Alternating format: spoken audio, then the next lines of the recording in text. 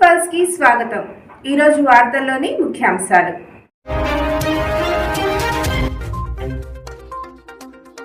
MLC ఎన్నికలపై YCP shocking నిర్ణయం.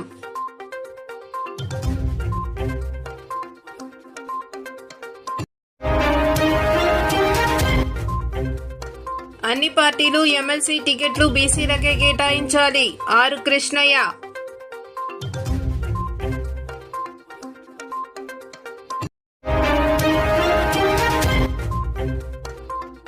రాజీ కుదిరిందని కొట్టేయలేం. లైంగిక వేధింపుల కేసులో సుప్రీం కీలక తీర్పు.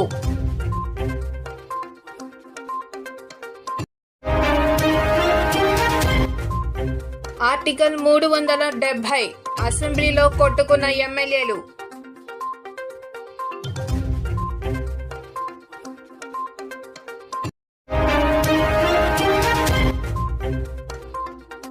బైడెన్ తో బెడిసి కొట్టిన స్నేహం.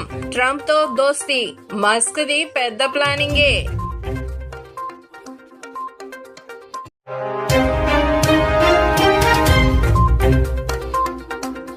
ఎమ్మెల్సీ ఎన్నికలపై వైసీపీ సంచలన నిర్ణయం తీసుకుంది. గుంటూరు, కృష్ణా, ఉభయ గోదావరి ఎమ్మెల్సీ ఎన్నికలను బహిష్కరిస్తున్నామని మాజీ మంత్రి పేర్ని నాని ప్రకటించారు. గురువారం మీడియాతో మాట్లాడుతూ రాష్ట్రంలో శాంతి భద్రతలు సరిగా లేవని మాజీ మంత్రి పేర్ని నాని అన్నారు. ఈ ఎన్నికలు ధర్మబద్ధంగా జరిగే అవకాశం కనబడడం లేదని, ఓటర్లు ప్రశాంతంగా బయటకు వచ్చి ఓట్లేసే పరిస్థితి లేదన్నారు. తీవ్రవాదులను అరెస్టు చేసినట్లుగా వైసీపీ వారిని అరెస్టు చేస్తున్నారని మండిపడ్డారు.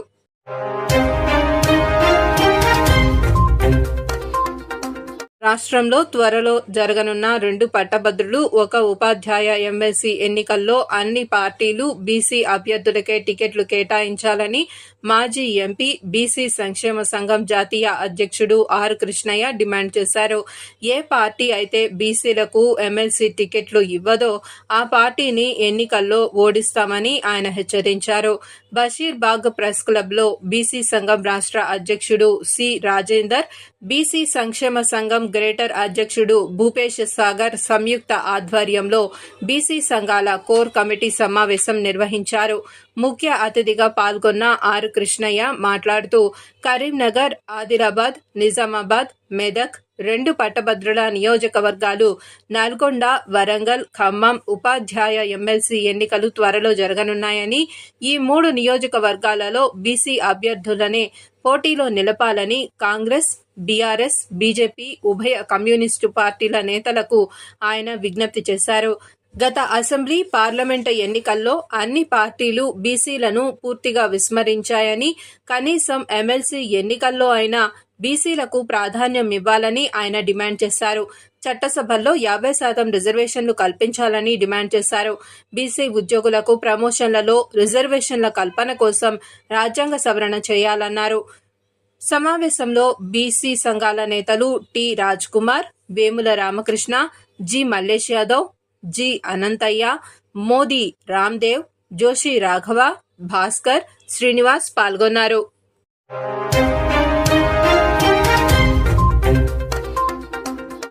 లైంగిక వేధింపుల కేసులో సుప్రీం ధర్మాసనం కీలక తీర్పునిచ్చింది. ఫిర్యాదుదారుల కుటుంబంతో నిందితుడు రాజీ పడినంత మాత్రాన కేసును కొట్టివేయడం కుదరదని తేల్చి చెప్పింది. ఈ కేసులో దిగువ కోర్టు ఇచ్చిన తీర్పును కూడా సుప్రీం కొట్టివేసింది.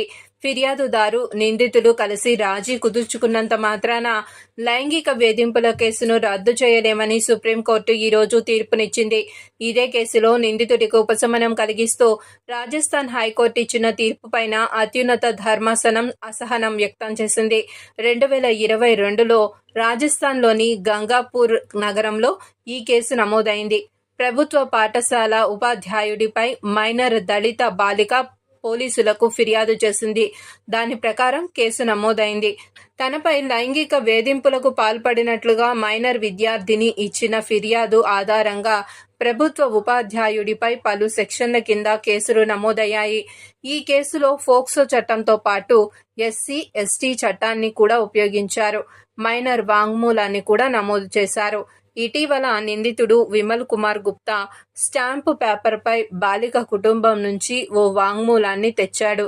అందులో తాము నిందితుడిని అపార్థం చేసుకున్నామని, పోలీసులకు ఫిర్యాదు చేశామని, ఇకపై ఉపాధ్యాయుడిపై ఎటువంటి చర్యలు తీసుకోకూడదని బాధిత కుటుంబం పేర్కొన్నట్లుగా ఉంది. పోలీసులు దీనికి అంగీకరించి కోర్టుకు నివేదిక సమర్పించారు.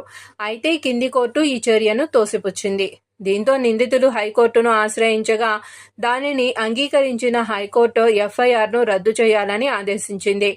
ఈ హైకోర్టు తీర్పును రామ్జీలాల్ బైర్వా అనే సామాజిక కార్యకర్త సుప్రీంకోర్టులో సవాలు చేశారు. Justice CT Ravikumar, justice PV Sanjay కుమార్లతో కూడిన ధర్మాసనం హైకోర్టు తీర్పును తోసిపుచ్చింది.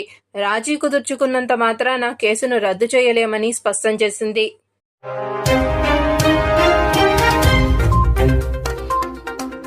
జమ్మూ కాశ్మీర్ శాసనసభలో బుధవారం ఆర్టికల్ 370 పునరుద్ధరణ తీర్మానంపై అసెంబ్లీలో తీవ్ర గందరగోళం నెలకొంది. ఉప ముఖ్యమంత్రి సురీందర్ చౌదరి ప్రత్యేక హోదాను పునరుద్ధరించడానికి తీర్మానాన్ని ప్రవేశపెట్టారు. కాగా కేంద్ర ప్రభుత్వం ఆర్టికల్ 370ను 2019 ఆగస్టు 5న రద్దు చేసింది.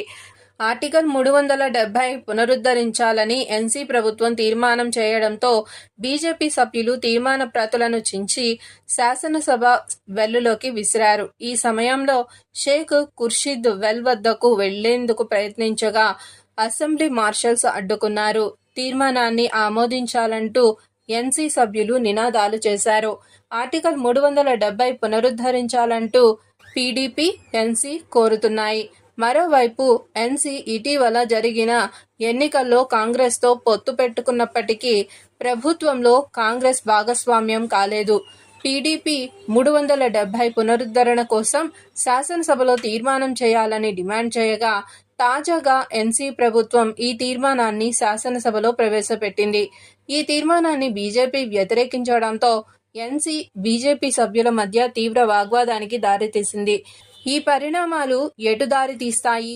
ఎన్సీ ప్రభుత్వం తీరుపై కేంద్రం ఎలా స్పందిస్తుందనేది వేచి చూడాల్సి ఉంది.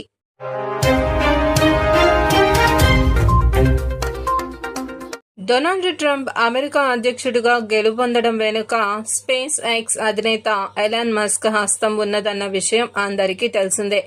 అయితే ట్రంప్ అధికారంలోకి వస్తే మస్క్కు వచ్చే లాభం ఏమిటి? అప్పటి వరకు ఆప్తమిత్రుడిగా ఉన్న బైడెన్తో సంబంధాలు ఎందుకు బెడిసికొట్టాయి అనే విషయాలపై రాజకీయ వర్గాల్లో తీవ్ర స్థాయిలో చర్చ జరుగుతోంది. మొదటిసారి అమెరికా అధ్యక్షుడిగా ఎన్నికైన తర్వాత అతడిని విమర్శించిన వారిలో ఎలాన్ మస్క్ ముందు వరుసలో ఉన్నాడు.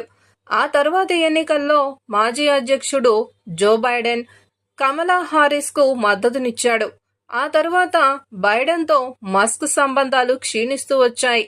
అదే సమయంలో ఊహించని విధంగా డొనాల్డ్ ట్రంప్తో మస్క్కు దోస్తీ కుదిరింది. ఆ స్నేహంతో ఈ ఎన్నికల్లో అధ్యక్ష పీఠం ఎక్కేందుకు మార్గం తేలికైంది. ఇంతకీ బైడెన్తో మస్క్కు ప్రాబ్లం ఏంటి?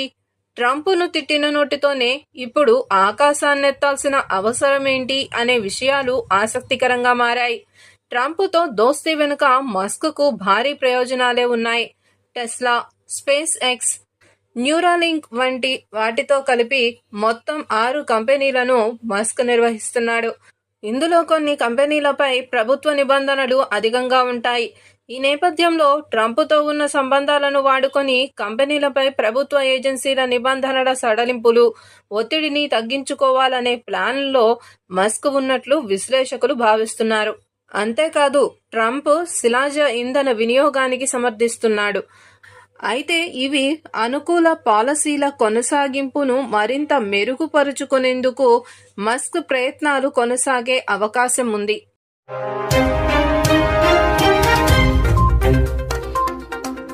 వార్తలు ఇంతటితో సమాప్తం. చూస్తూనే ఉండండి పీపుల్స్ పల్స్. సామాన్య ప్రజల గుండె సవ్వడి, ప్రజానాడి. చూస్తూ ఉండండి పీపుల్స్ పల్స్.